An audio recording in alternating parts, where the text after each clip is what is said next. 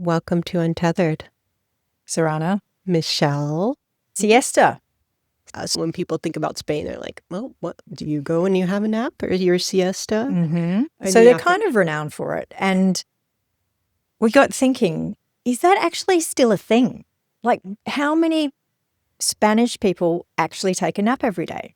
Yeah. And rather than going straight to the internet, we thought we'll go straight to Mr. Internet, Mr. Google. His name is Antonio, and he is my go-to on everything Spain. So we are going to ask Antonio exactly how accurate it is to assume that siesta is as Spanish as paella. Love it. And we should mention, actually, that we're going to go into an audio-only bit. Mm-hmm. And then we're going to circle back maybe and talk a little bit about the psychological aspects of sleep and napping during the day and if there are any benefits and so on. Maybe bust some myths. So this podcast is about decoding life in Spain. And one of the things that we're really excited to do is look at everything around you that you kind of understand but not really and decode it. So we know that quite regularly you'll go to a shop and it's closed because it's 3 p.m. But then you find yourself thinking, is Javi from the papeleria actually at home having a sleep, or is it just a really slow time for business? So our question today for Antonio, our resident expert on everything about Spain, is how siesta actually works. Hello, Antonio. Hello. Happy to be here. Have you had a siesta today?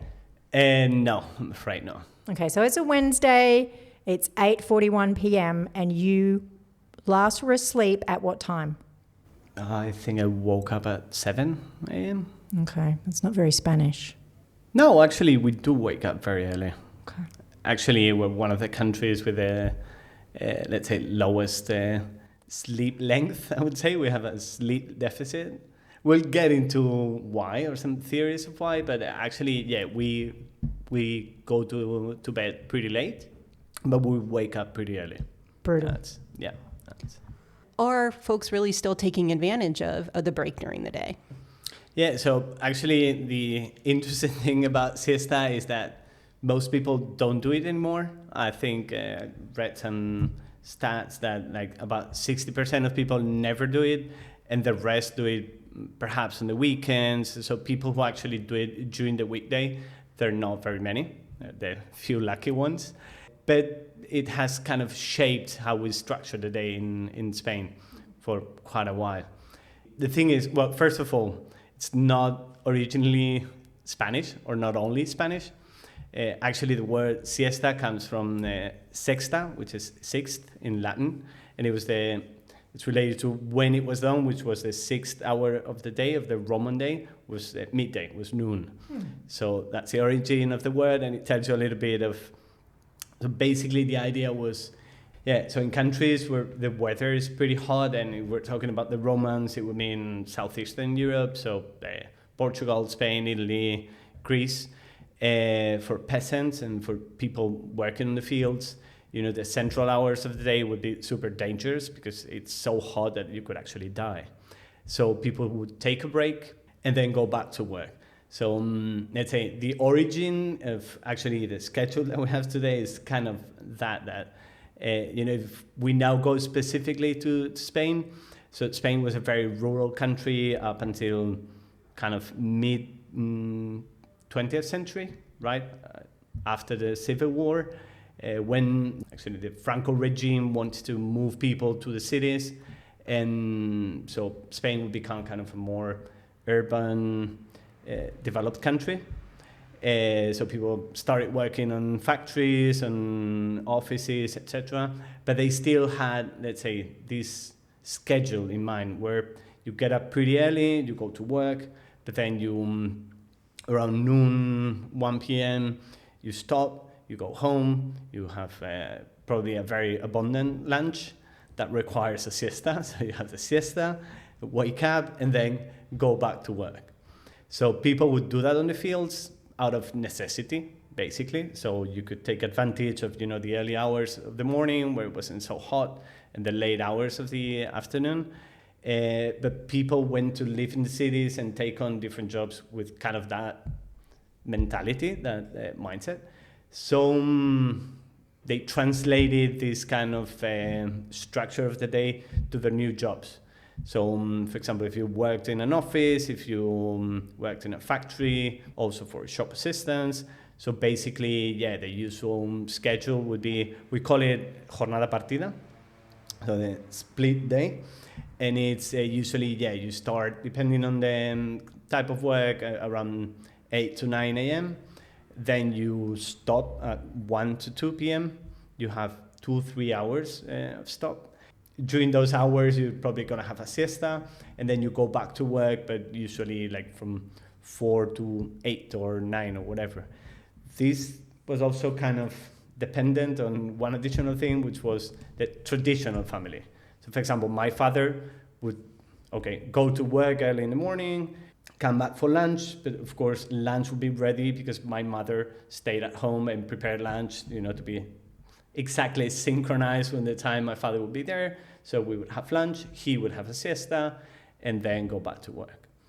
Is it slightly problematic now from that point of view? Because I've got a friend who works in an optometrist. I think it's 20 minutes to work, 10-minute walk, works for 4 hours, has to do the 10-minute walk back to the car, 20-minute drive home, has an obligatory 3 hours of downtime, then has to go back at 5 p.m, work until 8 or 9, get home, you get home really late, then you've got to make dinner for the kids who've been at home for a few hours. Like, it's actually a bit of a punish now. Yeah, and actually it's kind of disappearing little by little. I mean, it's kind of a change in the economic model, and we're becoming what we say more European. So our let's say schedule is becoming closer to that of the rest of Europe. And that includes, not having this very long lunch break. So today you kind of see the split between traditional businesses, because they want to stay, let's say they want to open early and they want to close late because a lot of their clients are going to be there late. But if you have only like 1-2 employees, the only way you can manage that without having your employees work 12 hours is having that break in the middle.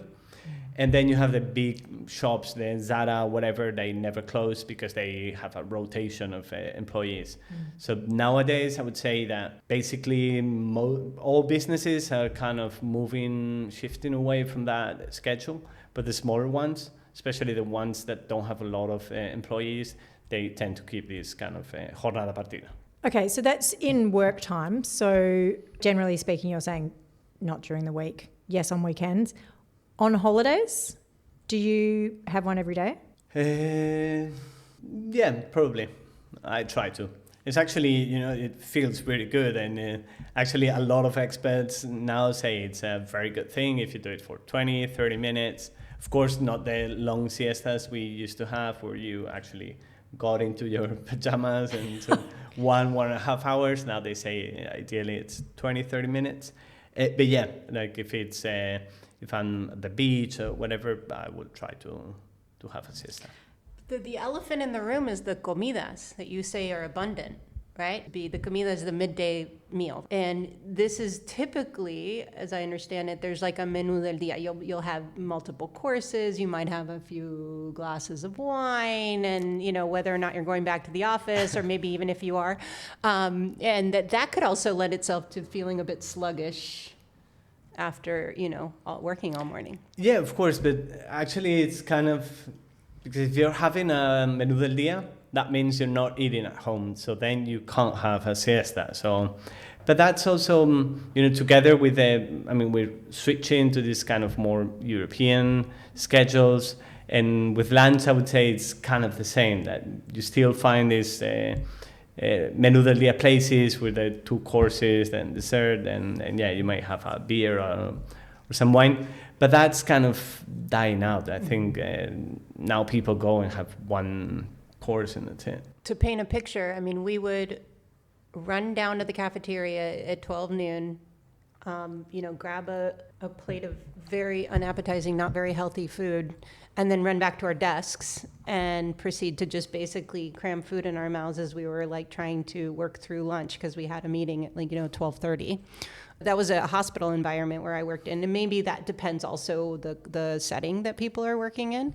That was in the United States, but I feel like that's quite different here. Yeah, so. And that I think really savagery. It's really like uncivilized. Actually, I found the same. I worked for a while in the UK, in London, in a bank. And yeah, I found it super sad that people would just go get a sandwich and eat it on their desk. Because in Spain, lunch is not just about the food. Of course, it is about the food, but it also has a social component. It's bonding with your colleagues, or if you meet a friend for lunch. So yeah, even if we don't eat as much as we did in the past, we want to take our time, because it's like about having a proper break and relaxing, disconnecting, and talking about something else with a friend. So yeah, this whole thing of kind of just jam lunch into your working schedule without stopping, I think it's madness. Yeah. We will revisit that on another day. Thank you, Antonio, for explaining siestas to us. We're going to let you go home and have your dinner at 9:30 p.m. Thank you. Well, there it is. Antonio shedding some light on the actual state of play in Spain for siesta. Was that in line with what you expected? I mean, it's basically 18% is 1 in 5 people still do it every day, which seems like quite a bit. Getting that background there was really helpful. And also, if you're going to be, like Antonio said, Spaniards are pretty sleep deprived. Like, they still get up quite early. They go to bed really late. I mean, I don't know if you can hear in your apartment block, but I can hear my upstairs neighbour goes between 12 and 1. Yeah. And you can hear the tap, tap, tap on the floor, and then the blinds going down, and then gets up at 6:45. That's the thing. I mean, they're famously sleep deprived. That was something that, he made pretty clear that they tend to. And what I think is interesting about a nap, at least from a kind of a brain health perspective, is that it's not just like having a cup of coffee to kind of, give you a little bit of alertness, which actually research says it can kind of cover up, I should say, kind of drowsiness, versus something like a nap, which ends up being a bit more of a reset and allows for just a little boost in memory ability, certainly alertness, and even speed of processing. So even just a quick little few minutes, doesn't even have to be as long as an hour, can give you benefit. And you don't have to be sleep deprived to benefit from it, which is, I think, another interesting thing. On the flip side, folks who really struggle with sleep and are maybe have a little bit of insomnia might want to consider whether or not it's a great idea to incorporate a nap, because it can affect consolidating sleep at night.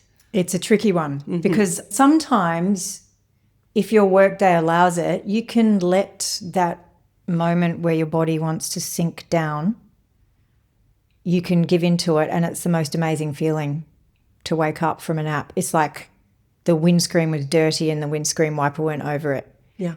Having said that, I always see at night, I'm like, why did I have a nap? And it wasn't even a long nap. It can be, a half-hour nap. When there's this phenomena called sleep inertia, when you wake up, if you've slept for almost too long in a nap too, where you actually feel a bit groggy. You ever had that experience after waking up? Yeah, but I don't do those ones because we all know that.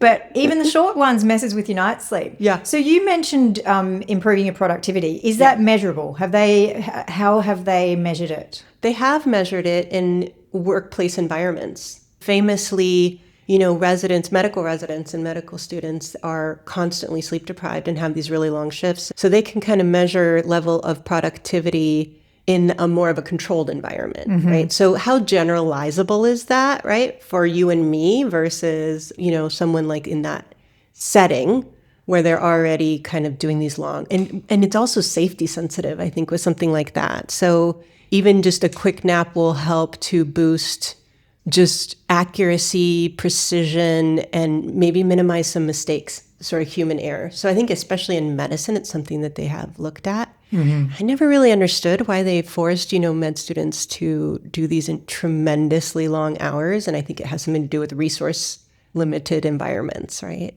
I don't know enough about HR in the medical sphere, but it's always struck me as absolutely nuts, because if you're at the 18th hour of your shift and you're doing something that's life and death, that's not great. Okay, so going back to the key point though, we should never feel guilty for having a nap if it's possible to fit into our day. Right, even if you're not sleep deprived. How do you get to sleep if you're not sleep deprived? I mean, is it a skill? That's an excellent question. Is being able to fall asleep a skill? Maybe there's something to that. If you think about, there's techniques that you can use that make it easier to fall asleep. So, and maybe there's a skills deficit. Like if you want to take a nap and, your mind starts maybe racing and you're really having trouble kind of settling down and relaxing your mind and your body, and there can be some techniques that you can apply, to help you with that, whether it's sort of the deep breathing exercise, anything that kind of will calm the mind and body, maybe is something we can practice and strengthen like a muscle, like we go to the gym. Yeah, it's that thing about giving your brain enough to do that it's not thinking and little enough to do that it's bored and ready for sleep. Right. And then sometimes when people are bored, then they kind of want to revisit all their favorite worries. I know I do this, that sometimes I'm sitting in bed and I think to myself, well, now if I don't worry about all the things that I have to get done tomorrow, they won't get done. Almost as if it is a requirement, like on my to-do list, right? Okay, worry about my to-do list, check. And then tomorrow I got to go through and check off everything on my to-do list, where actually it may just not be that helpful to worry, and yet we do it almost like a compulsion. We're just so used to it. It's almost reflexive. Do you have that experience or? No, I don't so much worry as my brain snaps into problem-solving mode, and then anything that I am working on, challenged by, that's when it's circadian rhythms are so interesting. Yeah, they are. It's like, why is 1 o'clock in the morning the perfect time for my brain to decide to problem solve? Are there not better times of day? Yeah, no, it's a great question. And I think we can all have different set points with our circadian rhythms. So it kind of calls into question this idea of like, are Spaniards' circadian rhythms different because of the culture and the way they were raised and having this sort of quiet time? But everybody can have a bit of a different rhythm. Mm-hmm. And so how does that piece of that daily behavior affect your rhythm? Have you just given us something else that we have to go away and look into? Do Spaniards have different circadian rhythms? I would be curious to know if insomnia is more prevalent here, if there's more sleep disorders as a result of these things, where you're trying to impose a different rhythm onto what might be your natural rhythm. So a cursory, quick little question Yeah. to Gemini. So biologically, Spanish people have exactly the same circadian rhythms as the rest of humanity, but socially and geographically, they are profoundly disrupted. And it's back to the Franco effect. So the time zone, Yeah. the domino effect of daily schedules, so late meals, fragmented work day, and waking up at 7 a.m. for work in pitch blackness for much of the year. Whether or not that spills over into insomnia is Spain actually has some of the highest rates of sleep deprivation and insomnia in Europe. So chronic insomnia disorder affects around 6 to 14% of the population, which is fairly typical for Europe. But insomnia symptoms like just struggling to fall asleep, waking up too early, unrefreshing sleep affect between 41 and 43% of Spanish adults. So about half the population. That's shocking. Although, is it any different than the rest of the world? Spain, 41 to 43%, United States, 30 to 35%, and Australia, 33 to 45%. So we're looking at that disruption actually being a cause of other problems. Well, if you think about, you've had babies and young children that you had to put to bed at night, right? One thing that I learned was that if I actually had a more sleep-deprived child, it would be harder for them to fall asleep. Mm-hmm. They would be more hyperactive. Again, I think it's like that your body says, okay, I guess we're not going to bed even though we're exhausted. I guess we're not falling asleep. So then you start pumping out all these hormones that say stay awake. So is it adrenaline or cortisol? Probably both, right? It's like a complex interplay of both. We're built to survive dangers. So if you're really sleepy and there is a bear in the woods that's going to come after you, you got to be able to wake up and run or fight or flight or whatever it is that your nervous system says you should do. So we're built to wake ourselves up. The problem is then when we settle down to sleep, how long does it take for us to go back to that baseline and then kind of relax and sleep? We should note that you are actually qualified to talk on sleep because you've worked... I never worked in a sleep lab or anything, but I've worked with a lot of clients who have neurological conditions that affect sleep. And certainly anybody with a psychiatric condition who's like dealt with depression or anxiety probably has some kind of sleep difficulty. Here is our first myth buster, because we have just said the lifestyle in Spain is so great that it's harder to burn out. And here we are with a population that is actually experiencing a lot more insomnia symptoms. So that's the great thing about this podcast. We will test every single sweeping generalization we make and prove ourselves wrong repeatedly. Oh, that's right. Exactly. We're just going to spout off and then come back and identify all the areas that we were wrong about. And we will see you next time. Thanks for joining us.